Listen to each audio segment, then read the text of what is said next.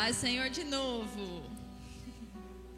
Enquanto vocês ainda estão de pé, vamos ler a palavra? Graças a Deus deu certo, os 45 de segundo tempo, e a gente tem o nosso... Não é o nosso tema, mas a gente vai chegar no tema. Salmo 139. Vamos ler todos juntos? 1, 2, 3. Tu me vistes quando eu ainda estava no ventre. Cada dia de minha vida estava registrado em teu livro. Cada momento foi estabelecido quando ainda nenhum deles existia. Amém? Vocês podem se sentar. Não ia ser eu que ia pregar. E aí surgiu a oportunidade. Eu falei, Jesus, eu falo o quê? Fiquei igual a música do Alisson Neide. Cantar o quê? Pregar o quê? Mas o Senhor direciona a gente. E o Senhor colocou uma palavra no meu coração há um tempo atrás sobre identidade. E eu entendi que era para esse momento. O propósito dessa palavra era agora. Então, nós vamos falar sobre a nossa identidade, mas no aspecto que eu trabalho, gente. Eu trabalho com o quê? Eu preciso me apresentar para vocês? Então, eu sou psicanalista. Eu trabalho com emoções. E aí, às vezes, a gente para pensar assim, será que as emoções interferem na identidade? Vocês acham que sim ou não? Será que os nossos traumas, a nossa história, interferem em quem a gente é, sim ou não? Então, nós vamos começar por aí. Nesse momento, vocês têm papel e caneta aí, não tem? Tira um pedacinho desse papel aí, faz um quadradinho no canto, e eu vou te fazer uma pergunta, eu quero que você responda nesse papel. Vocês estão prontos? Quem é você? Sem falar seu nome, de quem você é filho e a sua profissão. Responde aí no cantinho da folha, quem é você?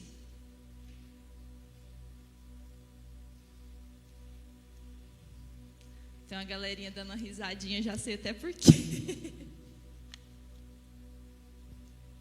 Quem é você? Sem falar seu nome, de quem você é filho, sua paternidade terrena, e o que você faz da vida? Quem é você, tirando essas três coisas? E aí?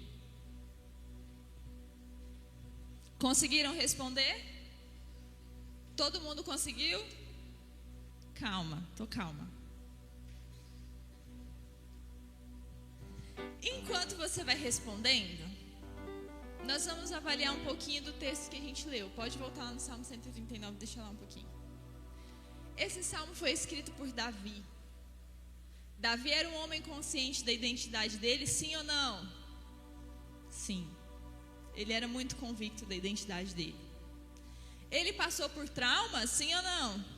Ele era rejeitado pelos próprios irmãos, que é um trauma maior do que esse. Ele foi tratado como o menor da casa, como o pior entre eles, descredibilizado, duvidado da capacidade dele. E ainda assim ele era convicto da identidade dele. E aí sabe o que ele escreveu no Salmo 139? Que todos os dias da nossa vida já estavam escritos por Deus.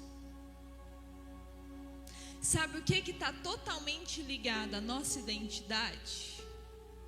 Propósito. Então nós vamos fazer um combinado. Toda vez que eu falar identidade, vocês vão falar propósito, beleza? Identidade. Toda vez que eu falar identidade, só para me saber se vocês estão ligados, vocês vão falar propósito. Não tem como eu ter um propósito cumprido se eu não sei quem eu sou em Deus. Se eu tenho uma identidade distorcida, eu não vou cumprir o meu propósito. A palavra do Senhor diz que Deus sabia o que Ele estava fazendo quando Ele fez você. Você não foi feito ao acaso. Você não foi gerado pelos seus pais. Eles foram a ferramenta que o Senhor encontrou para cumprir o propósito dele aqui na terra através de você. A palavra diz que todos os dias estavam escritos. Giovana, todo dia até o ruim. Até o dia do trauma. Sim, ele sabia que ia acontecer. Só que ainda assim, ele cumpriu esses dias para um propósito. Você não foi feito para nada. Quem tem uma identidade distorcida também tem uma ideia de propósito distorcido. Vive os dias no modo automático, que é o quê? Acorda cedo, estuda, trabalha, paga conta, dorme. Acorda cedo, estuda, trabalha, paga conta, dorme. No domingo vai na igreja, na segunda faz o quê? Acorda cedo, estuda, trabalha, paga conta. Cadê o propósito de vida? Zero. Você pergunta para essa pessoa: cadê sua visão de reino? Reino? Que reino? Que? Como? Onde? Quem é você? E qual o seu propósito? Para te ajudar a entender que antes de você ser plano dos seus pais, você era um plano de Deus, eu quero ilustrar algumas histórias. E para isso eu vou precisar de alguns cobaias aqui na frente. Alguém se candidata? Nossa, gente, como vocês estão proativas. Também você. Vem Lucas, que eu preciso de um menino. Vem Janaína também. Cadê minha mãe? Dona Lua, eu preciso de você agora. Fiquem aqui, por favor. Então vamos lá. A Bíblia fala que todos os nossos dias estavam escritos. E aí, vou apresentar para vocês 4 personagens. Por favor, você fica lá no último. Isso. Essa daqui é a Jurema. A Jurema foi criada com um propósito extraordinário.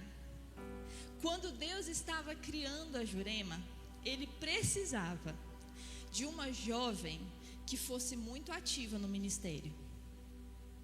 Então Ele criou uma menina que era extremamente ativa, cheia de habilidades, com uma capacidade de compreensão surreal.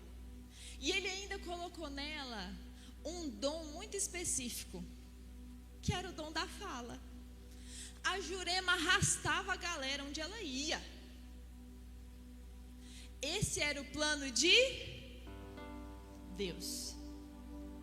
Mas a Jurema cresceu numa casa com um pai alcoólatra. Ela acompanhou o pai espancando a mãe várias vezes. E aí todas as vezes que ela presenciava isso, o sentimento que ela tinha era de desprezo. E aí, o que ela tinha como dom, como identidade, foi sendo trocado. Quem tinha qualidade para falar foi ficando introspectiva. Quem tinha o dom de arrastar multidões foi querendo ficar cada vez mais sozinha. Ela via a situação da mãe e não conseguia resolver. Então quem tinha um grande propósito começou a se sentir incompetente, porque não conseguia resolver o problema da mãe. Ela começou a acreditar que ela não resolvia mais problema nenhum. E assim, a identidade da Jurema começou a ser enganada.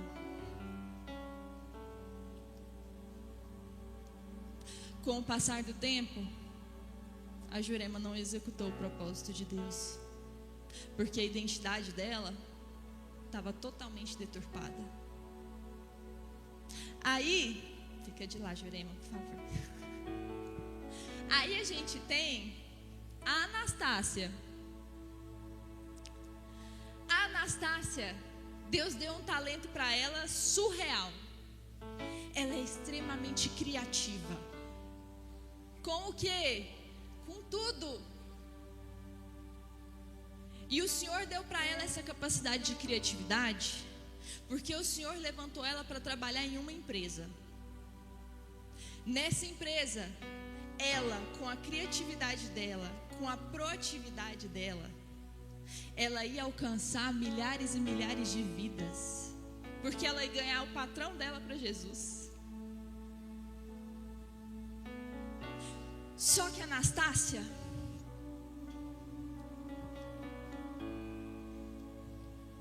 foi vítima. Deixa eu achar o papel, Jesus, me ajuda. Ela foi vítima de um abuso.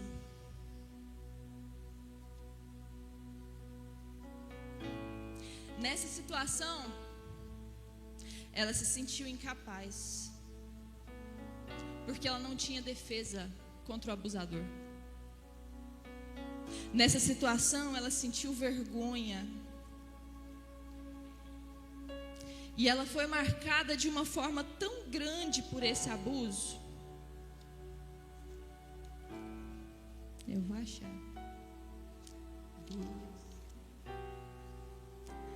Que ela se tornou refém da culpa.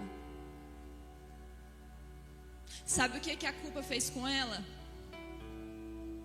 Quando ela recebeu a oportunidade do grande emprego, do cumprimento do propósito, ela olhou para si mesma e falou: não vou dar conta, eu não mereço, é melhor eu nem tentar.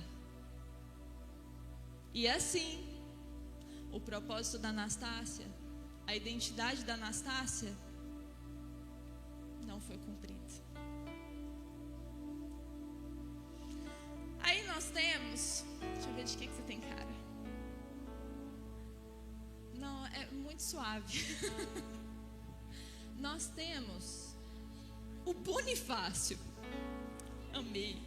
O Bonifácio. O Bonifácio foi gerado por Deus com uma estratégia maravilhosa. Para quê? Para ser empreendedor. Deus deu para ele uma capacidade de resolver problema diferenciada dos outros. O Bonifácio tinha em si o dom da prosperidade. Deus levantou ele para ganhar muito dinheiro. Sabe por quê? Porque através da empresa dele seriam financiados milhares e milhares de missionários em redor de todo o mundo. O propósito de Deus para ele era levantar ele como um patrocinador. Então Deus deu criatividade, dom de prosperidade, capacidade de resolver problemas, visão. Deus colocou tudo isso na identidade do Bonifácio. Só que a infância do Bonifácio, meu Deus do céu. O Bonifácio foi criado num ambiente de escassez. Vendia o almoço para comer a janta. Tudo que o Bonifácio queria, o que a mãe falava? Tem não, meu filho. Não dá. Bonifácio cresceu vendo o pai dele entrar e sair de vários trabalhos, sem firmar em nenhum, sem prosperar em absolutamente nada. E no ambiente de escassez, ele começou a passar, sabe pelo quê? Por humilhação.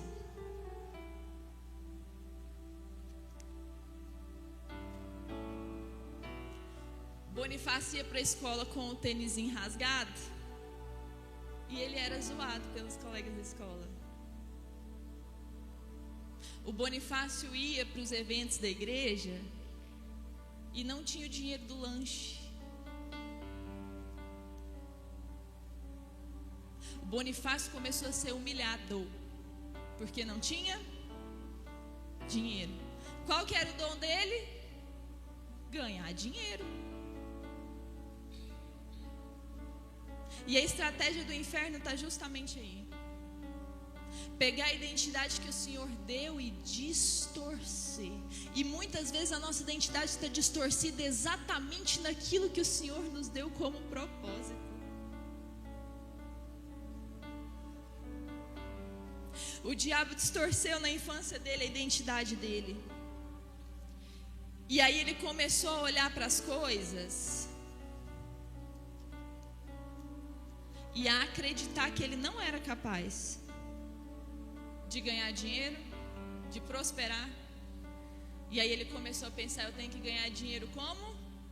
Rápido. Vou ativar o método sobrevivência. Onde Bonifácio foi parar? No crime. Começou levando uma coisinha ali, era rapidinho, ganhava 100 conto. Começou trocando uma ideia com os caras. O Bonifácio não só não cumpriu o propósito dessa forma, como a distorção da identidade dele foi tão grande, que o Bonifácio abreviou o dia da morte dele. Morreu cedo por mexer com coisa errada e não cumpriu o propósito do Senhor. Aí vem a Jurema, já foi. A Gideuscrilde. A Gideuscrilde, Deus criou ela com um talento que pouquíssimas pessoas têm.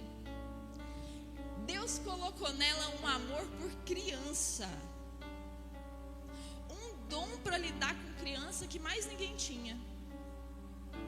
Deus colocou na Gideuscrilde uma capacidade de aprendizado e de passar esse aprendizado com muita facilidade. Deus deu para ela o dom da alegria, porque ela chega e anima a galera. Deus deu esse dom para ela, porque Deus queria que quando ela fosse mais velha, ela cumprisse o propósito dela sendo uma grande professora. Nas salas de aula, ela ia evangelizar. E através da vida dela, centenas e centenas de crianças ouviriam falar de Jesus. Só que quando criança, essa menina recebeu alguns títulos. Ela ia fazer a tarefa e a mãe dela chamava ela de sonsa. Você é sonsa, não dá conta de aprender nada não, menina. Você não aprende, desiste porque você não dá conta. De tanto ouvir isso, já não bastasse a mãe falando, ela foi na escola e a professora chamou ela disso aqui, ó. Você é burra. Não adianta você tentar aprender não, porque você é burra, minha filha. Aí, diante do que ela passou, ela sentiu o quê? E ela começou a acreditar. Não adianta eu estudar. Não adianta eu ir para numa faculdade. Eu sou o quê? Sonsa e burra. Eu fazer alguma coisa de diferente na minha vida não dá. Minha mãe me falou que eu sou sonsa e eu acreditei. E o propósito dela foi cumprido? Seu propósito foi cumprido, Gideuscrilde? Eu estou cumprindo meu propósito, levando Jesus na escola para as crianças. E não sou burra, estou no 4º período da faculdade.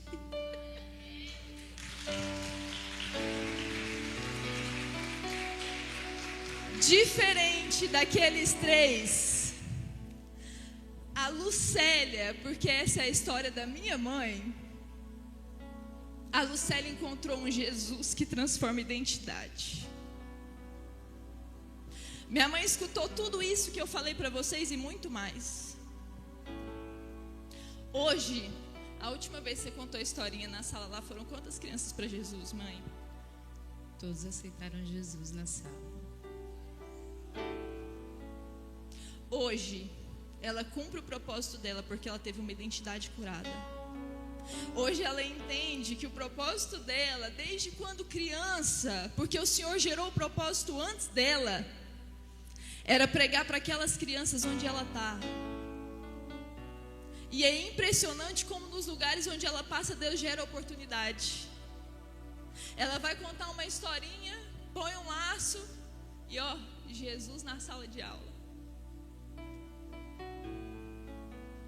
E você, jovem, talvez a sua identidade hoje está como uma desses aqui. Talvez eu contei a sua história aqui sem você saber. Mas eu não quero só te apresentar o seu trauma e a sua história. Eu quero te apresentar um Jesus que cura toda e qualquer identidade e que te levanta para viver um propósito com autoridade, jovem. Você não precisa ficar escravo da escassez. Você não precisa ficar escravo do abuso. Você não precisa ficar escravo do seu trauma com os seus pais. Você não precisa ficar escravo de palavras de maldição.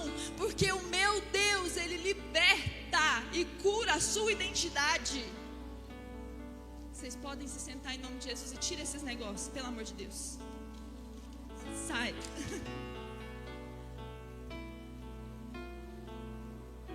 Alguns traumas, e aí eu vou resumir para vocês, porque eu quero que vocês tragam a consciência. A libertação, ela vem mediante a consciência. Como? Se eu não sei qual é o meu problema, eu não posso pedir ajuda. Então nós precisamos ser conscientes do que aconteceu na nossa história, para que Jesus possa entrar e curar. Vocês estão comigo? Amém? Pode passar que nós vamos falar do primeiro trauma.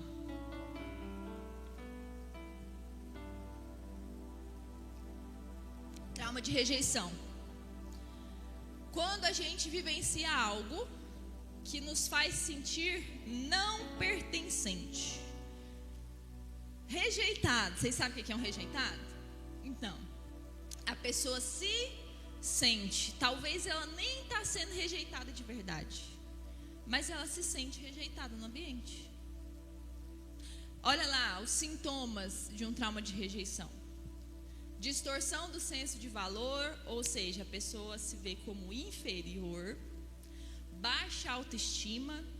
Insegurança. Tudo que você põe na mão dessa pessoa, ela corre porque ela fala, eu não dou conta, não vou dar conta. Não, inseguro. Necessidade de aprovação. É o bonzinho.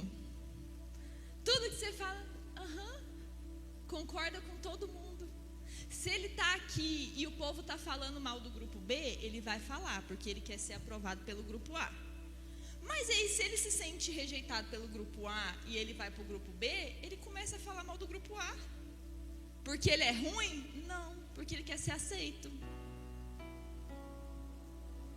Aí ele começa a migrar de um para o outro por causa da necessidade de aprovação.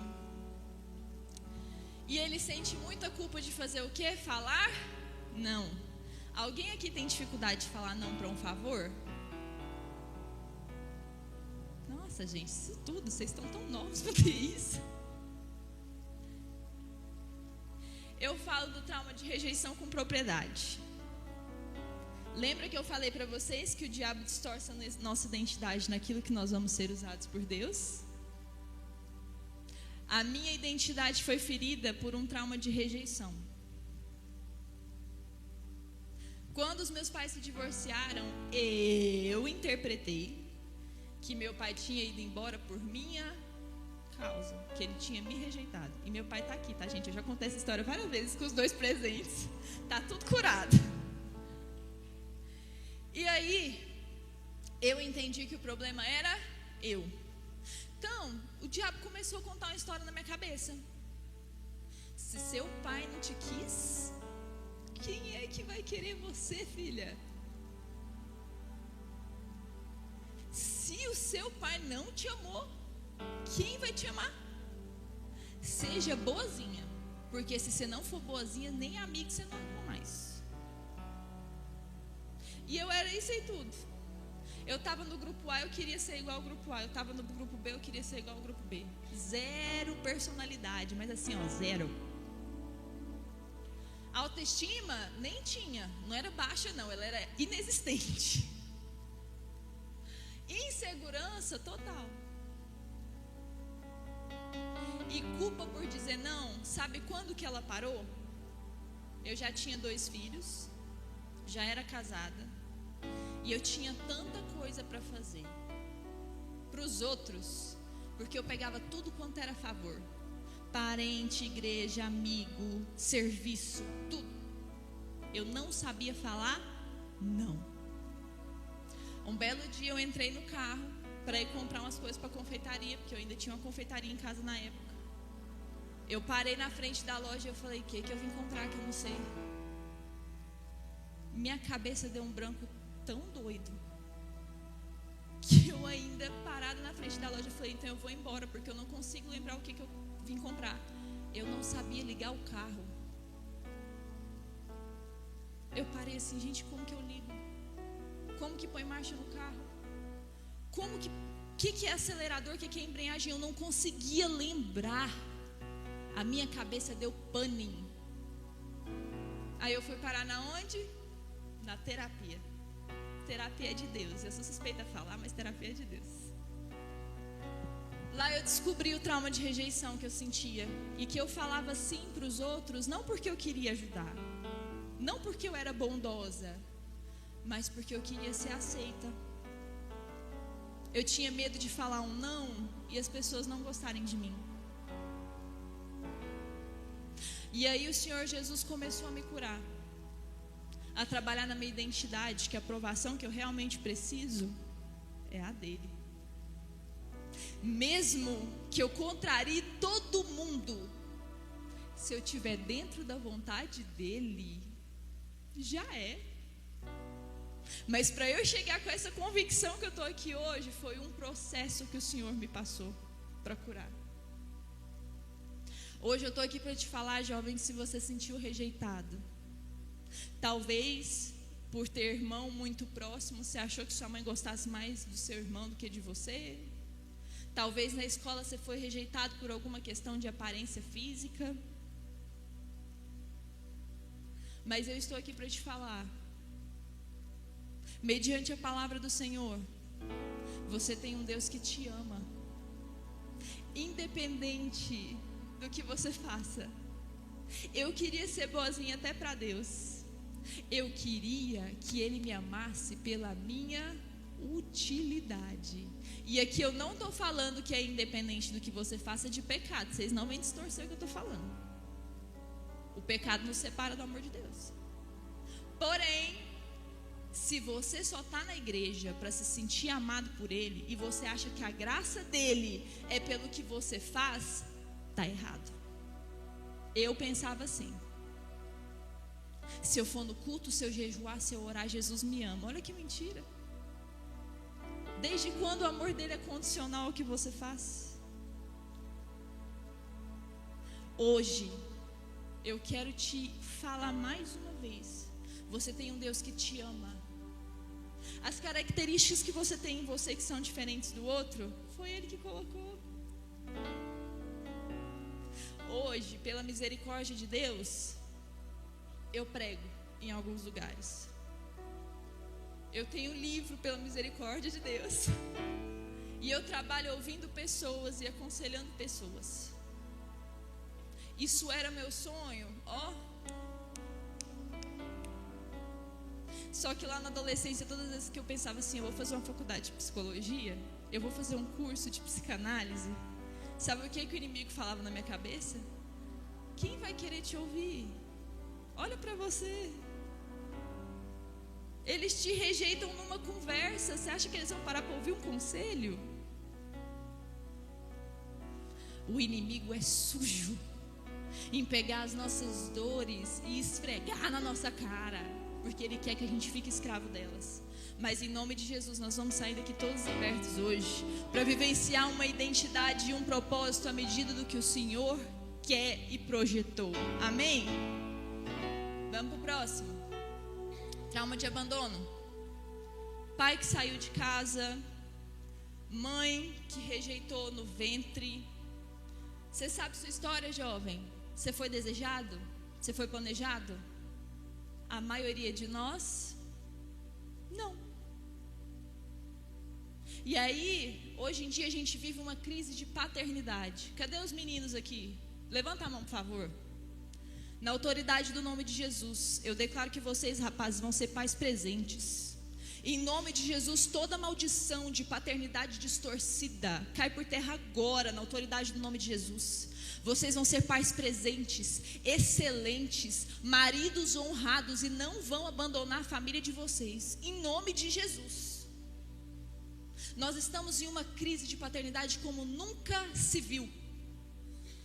Não tem o nome nem na certidão de nascimento. E aí isso gera no coração um abandono. Medo de ficar sozinho, medo de confiar em outras pessoas, porque a figura de maior confiança, que é o pai e a mãe, abandonou. Então você começa a acreditar que todo mundo vai abandonar. Insegurança e dependência emocional. Sabe aquele negócio, eu preciso de você para viver? Abre parêntese. Quem vai namorar em nome de Jesus e casar?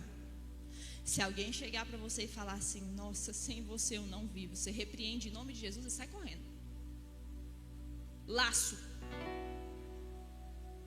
A única coisa que a gente não vive sem é Jesus. O resto, Deus me livre, se a pessoa não viver sem o seu, ué. É por causa disso que fica lá, então se você for terminar comigo, eu vou te matar, eu vou me matar. Misericórdia. Então, fecha parênteses. Dependência emocional. A Bíblia já sabia que aconteceria alguns abandonos. Sabia sim ou não? O que está escrito lá em Jeremias ou Isaías, que eu estou confundindo, mas enfim. Que ainda que a mãe esqueça, quem que nunca vai esquecer? Eu não me esquecerei de ti, diz o Senhor. Ainda que o teu pai e a tua mãe tenham te abandonado, jovem, ainda que isso tenha acontecido de uma maneira extremamente dolorosa, o teu Deus nunca te abandonou. O teu Deus nunca te deixou. E aqui eu quero falar para você, não olhe para o Deus Pai como você olhou para o seu pai terreno. Seu pai terreno falhou, seu pai terreno é humano. E aí às vezes você vai chegar diante de Deus Pai e você não consegue. Você consegue chegar diante do Senhor, amantíssimo Senhor, Deus soberano. Sabe aquela coisa de servo? Você consegue. Mas chamar Deus de pai para você é um problema. Porque o seu pai falhou com você e você está olhando para o Deus Pai com a ótica do seu pai terreno. Mas hoje eu venho te apresentar o pai perfeito. O pai que dá colo quando você pede. O pai que abraça quando você está triste. O pai que não abandona quando você faz alguma coisa errada.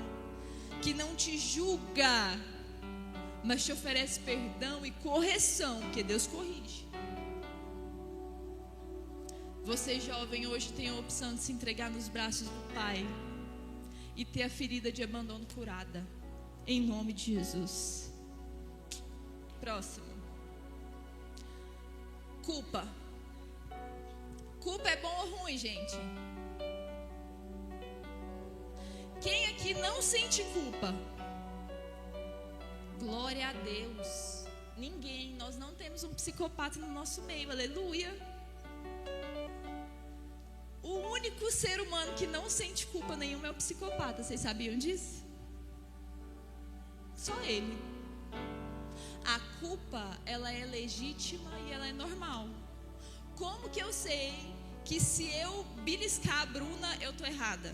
Primeiro, porque ela vai me revidar, provavelmente. Segundo, porque eu vou sentir culpa. A culpa é um sinal de alerta. Você fez alguma coisa errada, cara. Pera aí que não tá certo. Qual que é o problema da culpa então? E quando a culpa vira um trauma? Quando ela está no lugar errado. É eu sentir culpa pelo que eu não tenho culpa. Aí tá errado. Quando que isso acontece? Culpa por ser traído, culpa por um pecado, culpa por um aborto, culpa por um abuso. E aqui no abuso eu quero abrir um parêntese bem grandão para explicar para vocês que o abuso ele tem várias vertentes. A gente fala muito do abuso sexual e psicológico porque é a principal demanda. Talvez você teve um parente, um tio, alguém que não chegou a abusar de você, mas ele te mostrava pornografia quando você era pequeno. Vocês sabiam que isso é abuso também? Eu não vou perguntar porque a intenção não é expor. Mas quase 98% dos jovens são escravos da pornografia hoje em dia. E não é só menino não. Foi a época que era só rapaz. O acesso fácil que a internet está dando está escravizando muita gente.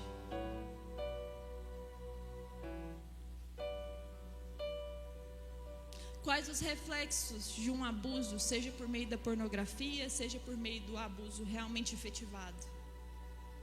Uma identidade completamente distorcida. Completamente. A pessoa para de se ver como alguém importante, ela para de se ver como alguém amado, como alguém protegido. E dependendo da forma que aconteceu, ela vai crescer e ela vai achar: eu facilitei, eu deixei. E aí ela vai sentir culpa por ter sido abusada. Injusto, não é? Quem olharia para uma criança e ia falar assim: a culpa foi sua, criança, você deixou? Nenhuma de nós faria isso. Nenhum de nós. Mas quando é com a gente cresce, a gente fala pra gente: a culpa foi sua, você deixou. E a culpa no lugar errado, ela é a principal ferramenta do inferno para escravizar uma pessoa. De todos esses, a culpa é o que faz a pessoa se sentir mais indigna diante de Deus. O relacionamento com Deus fica totalmente destruído por causa da culpa. Então, seja qual for o lugar que a culpa está te colocando, se a sua culpa está no lugar errado, na autoridade do nome de Jesus, eu quero declarar que ela será quebrada, porque mediante a palavra do Senhor, não há julgo e nem culpa que fique e que resista diante da cruz. Na cruz, Jesus levou as suas culpas. Na cruz, Ele levou o teu jugo. E você não precisa ficar refém dessa culpa mais. Hoje o Senhor vai restaurar relacionamentos aqui diante dEle. Tem pessoas que Jesus está com saudade, mas por você se sentir indigna, você deixou de procurar o colo do teu Deus. E hoje o Senhor vai restaurar. Hoje Ele vai recolocar no lugar certo as coisas que estão no lugar errado. Aleluia. Vamos para o próximo. E aqui eu já vou encerrar. Trauma de humilhação vem pela ferida da escassez. Vocês lembram do Bonifácio? Aquela ali é a ferida da humilhação. Geralmente relacionado com falta de dinheiro. Mas também pode ter outra ferida de humilhação.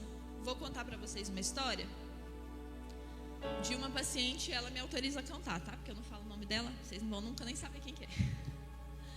Mas ela ia almoçar na casa da avó dela junto com os primos dela. Todas as vezes que ela chegava, a avó dela colocava todos os primos na mesa e dava para ela um pratinho para ela comer no chão. Por quê? Porque os tios dela, que eram pais daqueles meninos, eram filhos legítimos. O pai dela não. E aí aquela avó humilhava ela todas as vezes que ela ia na casa dela. O trauma de humilhação gera medo de pedir ajuda. Tá morrendo, mas morre sozinho, não pede ajuda não. Necessidade de mostrar que tá bem. Aquela pessoa que não tem coragem de falar que tá ruim. Não tem coragem de falar, eu estou com um problema, socorre. Sabe por quê? O dia que ela pediu ajuda, alguém humilhou ela. E aí ela tem medo de ser humilhada de novo. Angústia diante da necessidade. Sabe aquelas pessoas que têm medo de precisar de dinheiro? Vocês já pararam para pensar? Tem gente que vira à noite trabalhando se for preciso. Eu não vou passar falta não. Eu pedi dinheiro. Deus me livre de precisar de uma cesta da igreja. Que humilhação. É humilhação, gente? Todo mundo está sujeito? Todo mundo. Mas não posso precisar de nada. Ninguém pode saber que eu estou passando falta. Eu vou dar meu jeito. Essas pessoas, por quererem se defender, às vezes assumem uma postura de arrogância e prepotência. Ó, para ninguém saber que eu estou muito ruim, eu vou pintar que eu estou muito bem. Então, comprei o vestido, estou devendo 70 parcelas, mas eu comprei o mais caro, porque eu tenho que falar para a irmã que é de marca. Arrogância. Prepotência, não, o meu é mais, o meu é melhor, eu fiz, eu faço, eu aconteço. Prepotência. É uma defesa da ferida de humilhação. Dificuldade de ceder e aceitar que está errado. Vocês que estão com os amigos de vocês aí, e eu não vou olhar,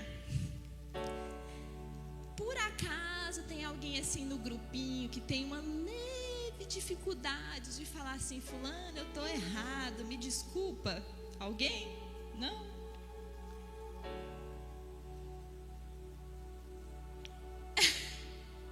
Não olha a distância não, que vai dar na cara que é você.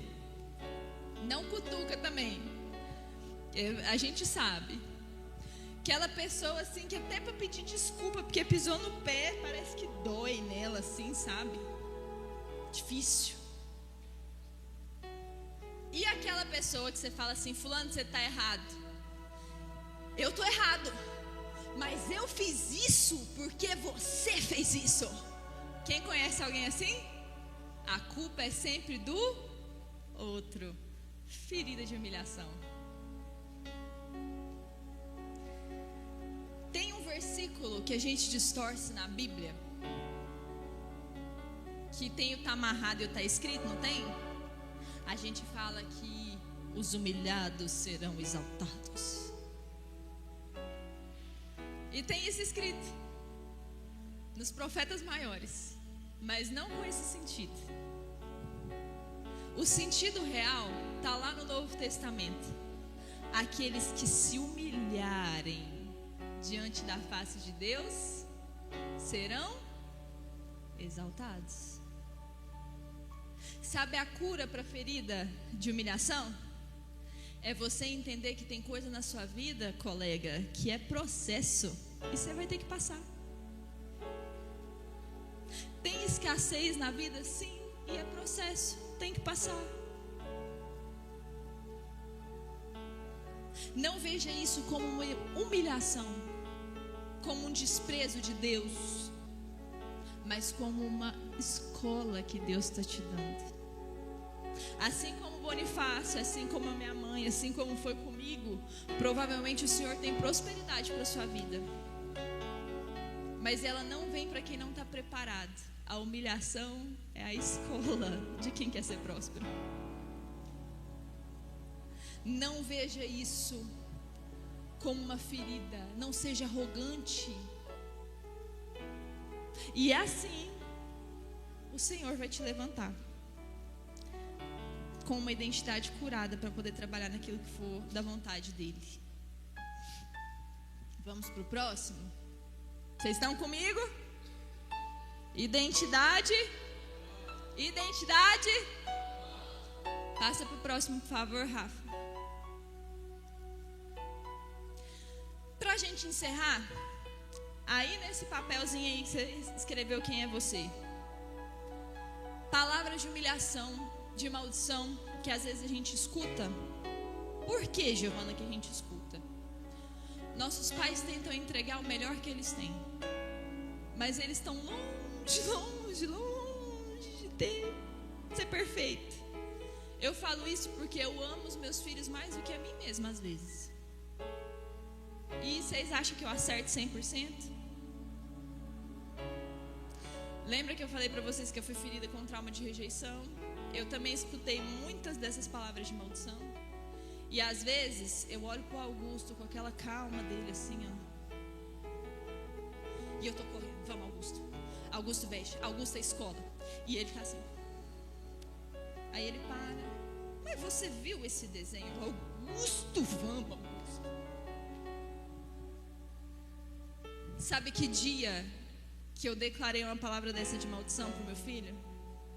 Nunca. E em nome de Jesus eu nunca vou fazer.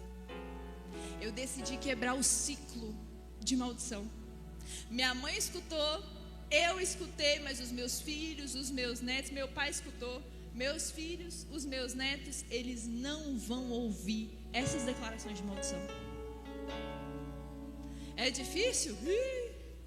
E às vezes eu falho, eu grito, eu não falo as palavras, vou sair daqui. A gente tem que ter consciência do que a gente ouviu para a gente não reproduzir e para quebrar essas maldições. Durante muitos anos da minha vida eu acreditei que eu era sonsa, que eu era lenta, que eu era burra, que eu era parada demais, que eu era pamonha. Gente, minha mãe me chamava de pamonha. Hoje eu entendo que isso não são sentenças sobre a minha vida. Eu sou quem Deus diz que eu sou. Vocês acham que Deus tem filho predileto? Ele faz diferença entre um e outro? Então por que ele ia fazer? Alguém com tantas capacidades. E aí na mesma proporção ele faz alguém só defeito. É um Deus justo? Sim? Não faz o menor sentido isso. Então por que eu vou olhar para o outro e falar o outro tem qualidades, mas eu só sou isso aí, ó. Eu sou o que a Bíblia diz que eu sou. Eu sou o que Deus diz a meu respeito. E agora nós vamos quebrar essas palavras de maldição. Então eu quero que vocês escrevam. Escreve num pedaço de papel que você possa rasgar, porque você vai rasgar esse papel. Seus pais tentaram fazer o melhor para você, mas talvez no meio do processo eles estivessem reproduzindo o que eles aprenderam. O que foi feito com eles, eles fizeram com você. Aí talvez você escutou, ó, eu vou falando e vocês vão escrevendo o que vocês escutaram, certo? Talvez você escutou assim, ó, você é muito burra. Ô menino preguiçoso, não vai dar pra nada. Ou se você precisar viver disso, você vai morrer de fome, viu? Porque você não dá conta. Menino custoso, ninguém te suporta. Sonsa, desobediente, falsa. Você mente demais, menina. Ninguém vai acreditar no que você fala. Ô menino mentiroso, linguarudo, fofoqueiro. Você é feio, menino. Por que você não é bonitinha igual a sua irmã? Por que você não faz igual o fulano de tal? Sua prima é tão inteligente, por que você não faz que nem ela? O que você escutou? Escreve aí. Talvez eu não tenha falado, mas o que você ouviu de palavra de maldição, de comparação,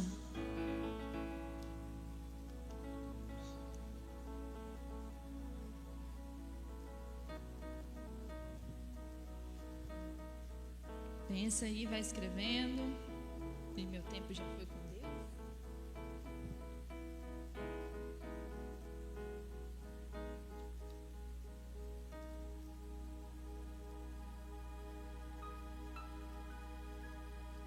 E aí, terminando.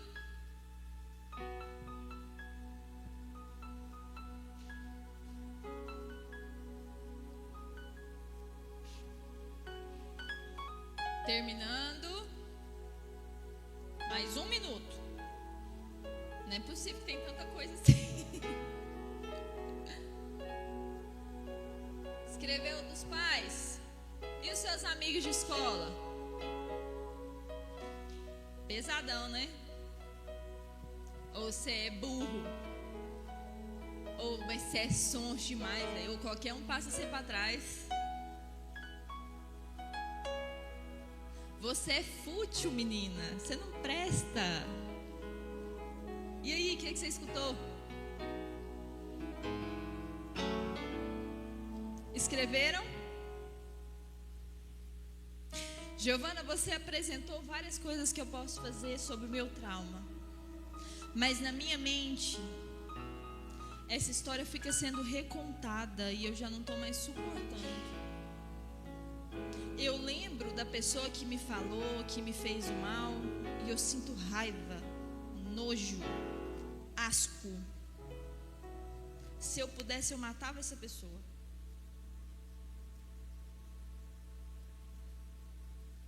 Você vai sentir raiva de mim também. Porque eu vim aqui para te falar que você precisa perdoar essa pessoa. Fácil? De jeito maneira. É uma decisão, não é um sentimento. Não é algo que você vai sentir vontade de fazer. Mas é a condicional para a sua libertação. Se você se colocar como juiz dessa pessoa, Deus vai se colocar como juiz sobre você. É isso que a palavra fala. Para perdoar os outros, como nós perdoamos a quem nos tem ofendido. Meu convite hoje é para você tomar uma decisão de perdoar. Quem falou essas coisas aí para você? Para você decidir perdoar quem te causou o abandono, quem te causou a rejeição, quem te causou a culpa. E talvez aqui você vai ter que perdoar a si mesmo.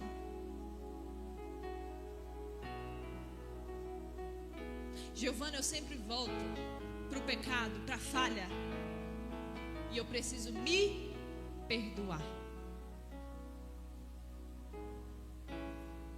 Eu quero te convidar agora a se colocar de pé. A música está no jeito? Pode colocar então. Não entendam isso aqui como algo só de enfeite, porque não é. O que nós vamos fazer aqui é extremamente espiritual. Cadeias serão quebradas. Traumas serão curados e identidades restauradas. E como o Senhor falou aqui enquanto eu ministrava, vai ter relacionamento curado entre Deus e algumas pessoas aqui hoje. Eu quero chamar as intercessoras aqui, por favor. Eu não ia fazer isso, mas enquanto eu estava ministrando, o Espírito Santo está aqui queimando no coração. Giovana, eles precisam. Precisam de quê? De um abraço. Eu vou convidar todos vocês a ficar de olhos fechados. A cura da culpa vem através da confissão. Irmão, vem aqui também para os meninos. A cura e a libertação da culpa vem através da confissão. Giovana, você está tirando isso de onde? Tiago 5,16. Confessai as vossas culpas uns aos outros para que sejam curados. E agora, em um ambiente espiritual, não quero ninguém conversando, ninguém andando, ninguém cutucando. Olha lá, a fulana foi lá na frente, em nome de Jesus. Cresce, amadurece, que vocês não estão na cidade mais não. Nós vai colocar uma música. Essas pessoas que estão aqui estão preparadas para segurar esse papel. E eu quero que você olhe para ele mais uma última vez. Está vendo essas coisas que fizeram parte da sua identidade? Dá uma olhada aí. Considere esse momento uma despedida. Você não é nada disso que está aí. A partir de agora, nenhuma palavra de maldição tem poder sobre a tua vida, em nome de Jesus. Agora, eu vou fazer uma oração e vocês vão repetir. Intercessoras, é para orar quebrando maldição mesmo. Fechem os olhos. Senhor Jesus, neste momento, eu apresento ao Senhor essas palavras, essas sentenças que eu tomei por verdade desde a minha infância, mas a partir de agora, pelo poder que há no nome de Jesus, eu declaro cada palavra anulada, sem força, sem poder e sem autoridade sobre a minha vida e a vida dos meus filhos e a vida dos meus netos. Essa maldição está quebrada para a minha geração e para gerações que virão de mim. Em nome de Jesus, eu renego toda maldição hereditária, toda palavra hereditária.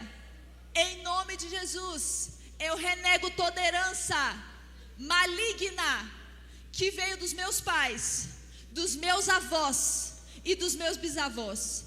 Em nome de Jesus, toda palavra agora perdeu a força e eu tomo posse de quem eu sou no Senhor. Bota a mão na sua cabeça agora e você vai declarar o seguinte: eu sou o que a Bíblia diz que eu sou. Eu tenho o que a Bíblia diz que eu tenho. Eu vou onde o Senhor quer que eu vou. Eu cumpro o meu propósito. Eu tenho uma identidade curada.